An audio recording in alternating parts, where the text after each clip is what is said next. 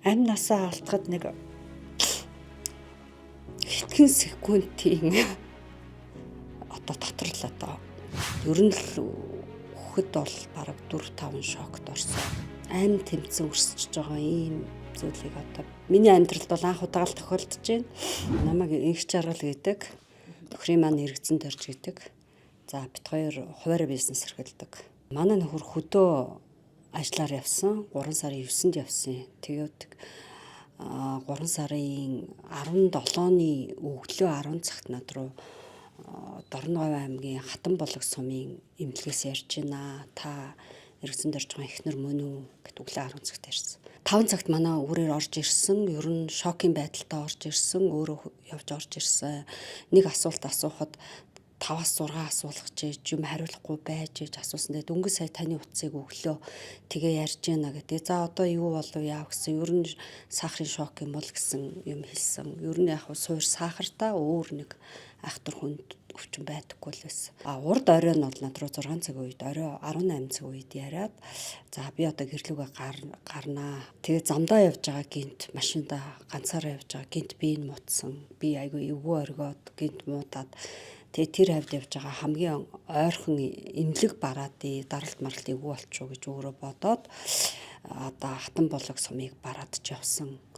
Очиход ер нь машинаар явхад хүнд энэ хүнийг авч явах маш хүнд. Тэгээ бид нар одоо ярилцаад ер нь онгоц байдгийн болов нисдэг тэрэг байдаг болов хүүхдүүд судлаад за онцгой байдалд нисдэг тэрэг байдгийн байна. Энийг дуудлага өгийгээ шүн одоо тэр чинь 1-2 цагийн үед л тийм асуудал яригдаад тэгэл эмчин бичих хийж өгөөл онцгой байдал руу холбогдоод айгүй хурдан холбогддгийм байлээ. Ер нь шүн гэхгүй холбогдоод за та захиалгаа өгчих юм байна. Эмчин бичгээ явуулчих гээл онлайнаар бүх юм холбогдоод тэгээд хаана очих вэ? Та хүлээж авах эмнэлэг юу бэлээ? Энэ эмнэлэг хүлээж авах эмнэлэг байж бид нар бас хөөрдөг гэд. Тэгээд бид нар гэр бүлээрээ ярилцж байгаа. За урд нь бас интернет бас хийдгээд дуудаа бас хэвтэж үйлчлэгээ авч ирсэн. Үнэхээр бас сайн арга хэмжээ авдаг учраас надад интернет л бодогдчихсэн. Тэгээд интернет руу ярьсан ч манайх бас онгоц боддог. Замын зурвастаа онгоц бодог зорилтын талбайтай гэдэг. Тэгээд авъя гэд ингээд ухаангүй за замдаа бол маш өндөр эрсдэлтэй 300 метрээс өндөрт гарахад амьсгал боогдох, зүрх хаагдах юм одоо тээвэрлэлтийн хүндрэлтэй шүү гэсэн. Тэгээ одоо яах ёстой вэ гэсэн онцгой адилж гисэн. Ер нь байж болох бүх арга хэмжээ бид нар аавна.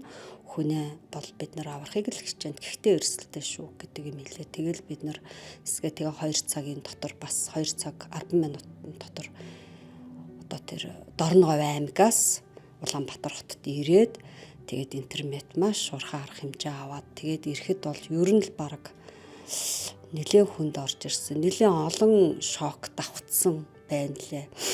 Ер нь л хөхөд бол бараг 4-5 шокт орсон. Одоо тэр ус гүйжлийн шок, сахарын шок, өшөө тэр бодисын солилцооны алдагдал гэл одоо маш их хүнд онцтойгоор ирээд тэгээ интернет маань ер нь маш хурдан арга хэмжээ аваад одоо вертолетоор буугаад тэгээ Монгол улсад маань ийм гоё эмнэлэг байгаад бид нарыг ингээд эрдэнэт хүний амь насыг ингэж шуурхаагаар аварч ийн гэдэг нь үнэхээр гайхалтай.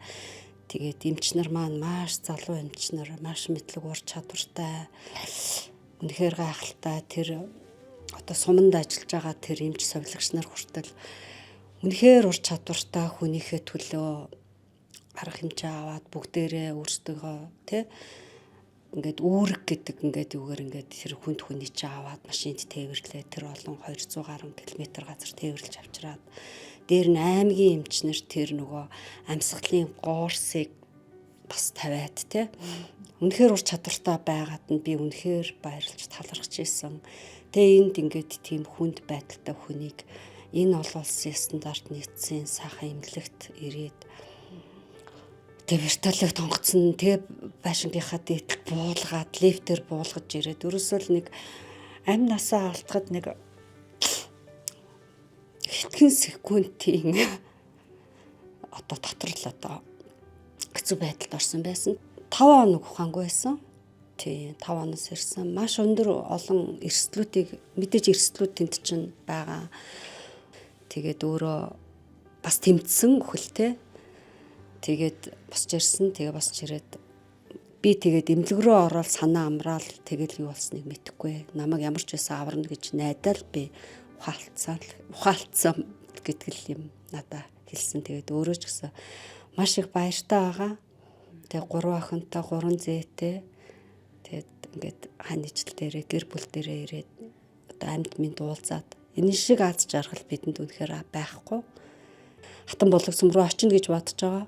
Бид нар хүүхдүүд нь бид нар тэгж ярьж байгаа. Нөхрийгөө сайжрахаар нь ямар ч байсан тэр алс бөглөө байдаг сумн дээр очиж эмнэлэгт нь очиж бид нар бас тодорхой хэмжээний баярлсан талархснаа илэрхийлнэ. Анх очсон тэр Дорногов аймгийн Хатан болог сумын эмч ажилчид жолооч тэгээд Дорногов аймгийн нэгдсэн эмнэлгийн эмч ажилчин сувилагч нартай тэгээд интернет эмнэлгийн эмч ажилчид бүхий л хүмүүст нь өнөөдөр бас энэ эмчнэрийн баярын өдөр юм байна. Урд нь бас анзаардаггүй байсан өнөөдөр ингээд баяр болж байна. Тэгэд энэ бүх эмнэлгийн эмч ажилчдаа эмнэлгийн эмчнэрийн баярын мэндийг хүргэе. Та нар үнэхээр алтан гартаа ард түмнийхээ өмнө тангараг өргөсөн эмчнэр тангарагтаа үнэнч байдаг. Үнэхээр гайхалтай хүмүүс байдаг. Өмсөн цагаан халаат шигэ ариун цагаан сэтгэлтэй ийм сайхан хүмүүс байдгийн байна. Тэгээд үнийг гэж бид нар бас ярьдаг. Тэгээ энийг бас яг амьдрал дээр бас ингээд нүдэрээ харж биеэрээ тууллаа. Та нарт үнэхээр их баярлалаа. Та нарын минь ажил үйлс нь өөдрөг байж амьдрал нь үргэлж гэрэл гэгээтэй байх болтугай гэж өрөөж байна.